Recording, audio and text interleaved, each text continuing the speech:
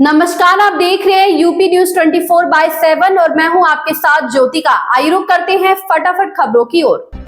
अजित पवार की nationalist Congress party NCP ने आगामी दिल्ली विधानसभा चुनाव के लिए शनिवार को 11 उम्मीदवारों की पहली सूची जारी कर दी है।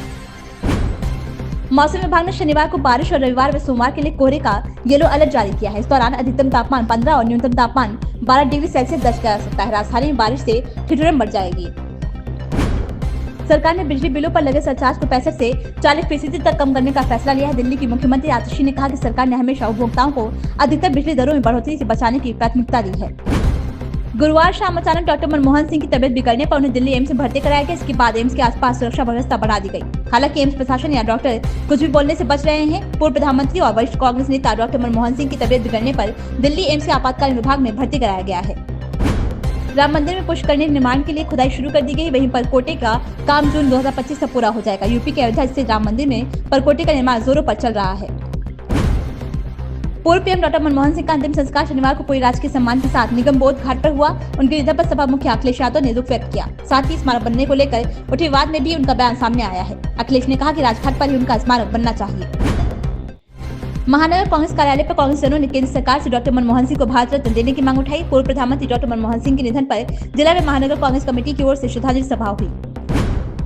सुप्रीम कोर्ट ने किसान नेता जगजीत सिंह डलेवाल को अस्पताल में भर्ती करने की अनुमति न देने के लिए किसानों को फटकार लगाई। किसान नेता 26 नवंबर से ही अनिश्चितकालीन भूख हड़ताल पर बैठे हैं। दिल्ली के उपराज्यपाल वीके सक्सेना ने महिला सम्मान योजना की जांच के आदेश दिए हैं। इसे लेकर अरविंद केजरीवाल ने भाजपा पर हमला बोला है। केजरीवाल का कहना है कि भाजपा दिल्ली में महिला सम्मान योजना आलोचना चाहती है।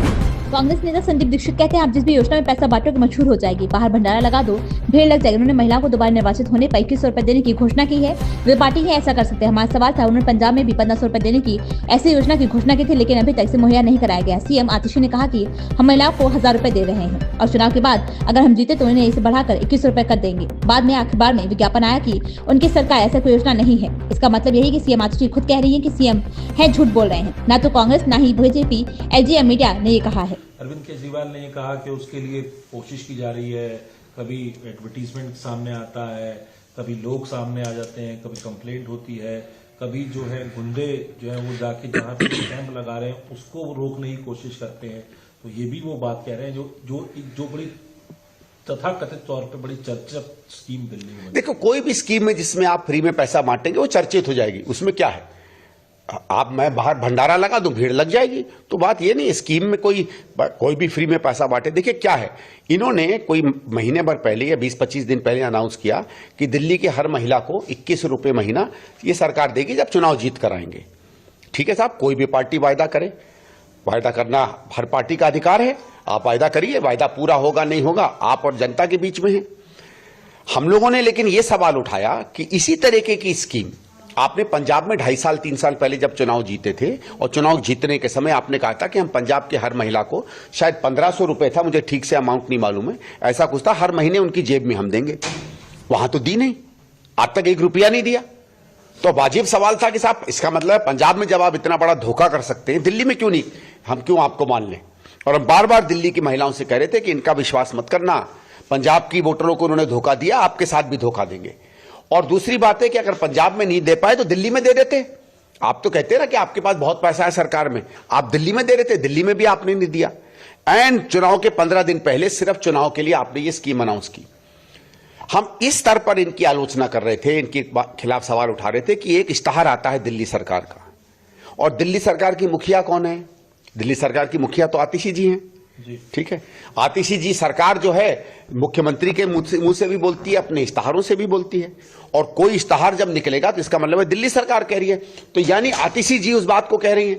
उस इश्तहार ने यह कहा कि आतिशी जी ने क्या किया था, 2-3 दिन पहले एक स्कीम अनाउंस की थी कि हमने एक स्कीम बनाई है दिल्ली में, हर महिला को हम हर महीने 1000 रुपया देंगे, और यह भी कहा था कि यह कैबिनेट ने पास कर दिया है, आपको चुनाव के पहले 1000 रुपया मिलेगा और चुनाव के बाद उसी को हम 2100 रुपए कर देंगे। आपको भी याद होगा, मैं तो सबसे कह रहा हूं कि अगर मैंने गलत सुना हो तो मुझे गलत साबित कर दो। पिछले 5 दिन में तो किसी ने मुझे गलत साबित नहीं किया, और केजरीवाल ने और आतिशी ने इस पर आज तक एक टिप्पणी नहीं की, ये मानते हुए कि ये बात सही है, क्योंकि हमारे यहां कहा जाता मौनम सम्मति लक्षणम, उस पर वो मौन रहे, इसका मतलब है जो मैंने कहा सही है। इश्तहार फिर ये कहता है कि इन्होंने जो कहा कि ये स्कीम है, ये स्कीम है ही नहीं, यानी आतिशी जी झूठ बोल रही हैं। ये मानो कि आतिशी जी खुद कह रही हैं कि आतिशी जी झूठ बोल रही हैं। स्टार तो पहली बार हुआ साहब, एक व्यक्ति कह रहा है कि मैं खुद ही बहुत बड़ी झूठी हूं। हमने तो नहीं कहा, बीजेपी ने तो नहीं कहा, एलजी साहब ने तो नहीं कहा, आपने तो नहीं कहा, मीडिया ने तो नहीं कहा, गोदी मीडिया ने तो नहीं कहा, आतिशी जी ने कहा। तो जब आतिशी जी खुद कहने लगी कि मैं झूठ बोल रही हूं, ऐसी कोई स्कीम नहीं है, ये भी कहा उसमें कि फॉर्म भराना जो है गलत है, फॉर्म ऐसे जब निकले ही नहीं है तो कहां से फॉर्म आ जाएंगे। दूसरा, आम आदमी पार्टी के सिंबल पे जो आप फॉर्म भर रहे हैं और कार्ड मिल रहा है, उससे कभी भी आपको स्कीम नहीं मिलेगी। इन खबरों में बस इतना ही। बने रहिए यूपी न्यूज़ 24/7 के साथ।